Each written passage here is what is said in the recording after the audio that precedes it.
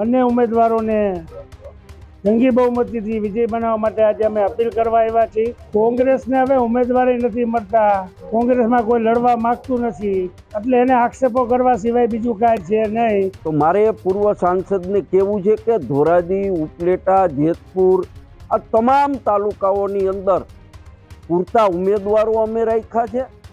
અમે સ્થાનિક ઉમેદવારોને ટિકિટ આપી છે। તમારી જેમ બહારથી ઉમેદવારો લઈ આવીને આયાત કર્યા નથી।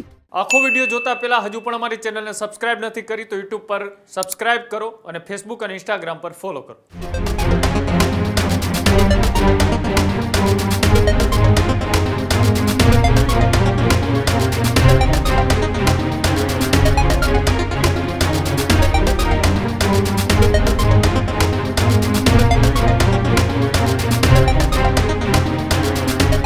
રાજકોટ જિલ્લાના ધોરાજીથી કે જ્યાં એ ચૂંટણીના પડઘમ વચ્ચે ફરીથી ક્યાંક ને ક્યાંક વાર પલટવાની રાજનીતિ જોવા મળી રહી છે। ધોરાજીની જાજમેર બેઠક પર રાજકીય ટક્કર। ભાજપ મિટિંગમાં પૂર્વ સાંસદ રમેશ ધડુકનો દાવો, વિકાસના મુદ્દે ભાજપ જીતશે આવી વાત રમેશ ધડુકે કરી। કોંગ્રેસે 70 વર્ષમાં જે નથી કર્યું તે ભાજપે 15 વર્ષમાં કર્યું હોવાની વાત પણ ધડુકે કરી। કોંગ્રેસ પાસે ઉમેદવાર ન હોવાના આક્ષેપો છે તે રમેશ ધડુકે કર્યા। સાથે જિલ્લા તાલુકા બંને સીટ જીતવાનો પણ ભાજપનો દાવો। તો સામે કોંગ્રેસના નેતા લલિત વસોયાનો પણ પલટવાર છે તે જોવા મળ્યો। અમારે પૂરતા સ્થાનિક ઉમેદવારો હોવાની વાત એ લલિત વસોયાએ કરી।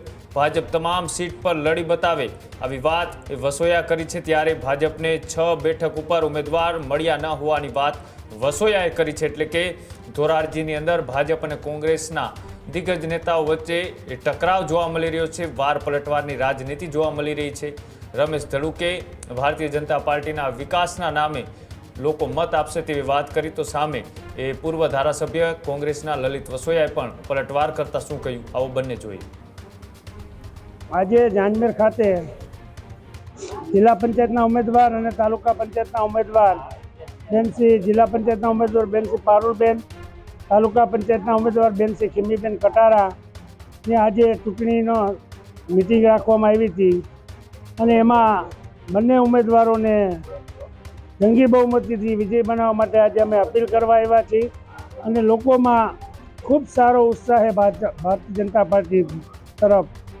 તો અમને એમ છે કે બંને સીટ સારી લીડથી અમે જીતશું એવી હું આશા વ્યક્ત કરું છું।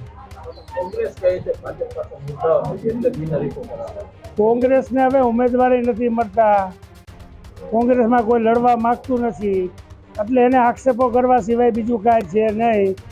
અને જો કાંઈ કામ ન હોય તો 30 વર્ષથી અમારી સરકાર થોડીક રહે।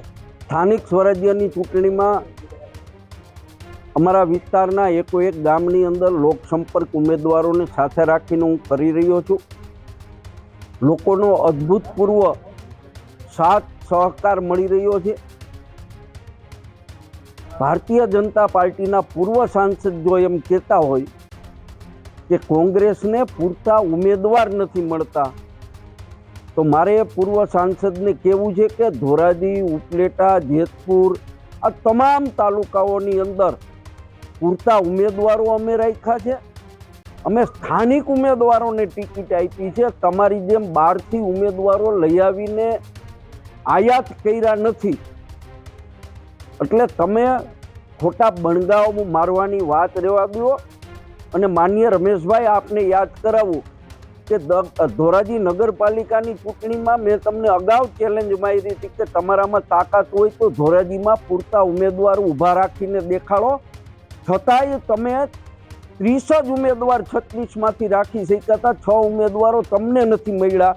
આ વિસ્તાર કોંગ્રેસનો ગઢ છે અને કાયમી કોંગ્રેસનો ગઢ રહેશે। જેટલા હવાતિયા મારવા હોય એટલા હવાતિયા મારી લે।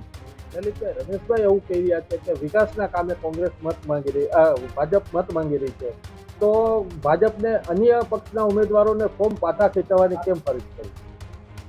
જો ખરેખર ગામડાનો વિકાસ કર્યો હોય, ખેડૂતોના કામ કર્યા હોય, ગરીબોના કામ કર્યા હોય તો કોંગ્રેસ પાર્ટીના જે ઉમેદવારો આખા ગુજરાતની અંદર એને ફોર્મ ખેંચાવી બિનહરીફ કરવાનો પ્રયત્ન કર્યો।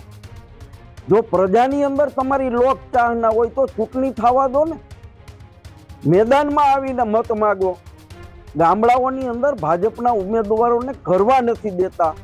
આ સ્થિતિ છે અને છતાંય મીડિયા સામે આવીને મોટી વાતો કરે છે. પ્રજા આ ચૂંટણીની અંદર 100% રિઝલ્ટ આપીને દેખાડવાની છે. ત્યારે જ ન્યૂઝરૂમ ગુજરાતની યુટ્યુબ ચેનલને સબસ્ક્રાઇબ કરો અને ઇન્સ્ટાગ્રામ અને ફેસબુક પર ફોલો કરો. અપડેટ રહો, સત્યની સાથે રહો.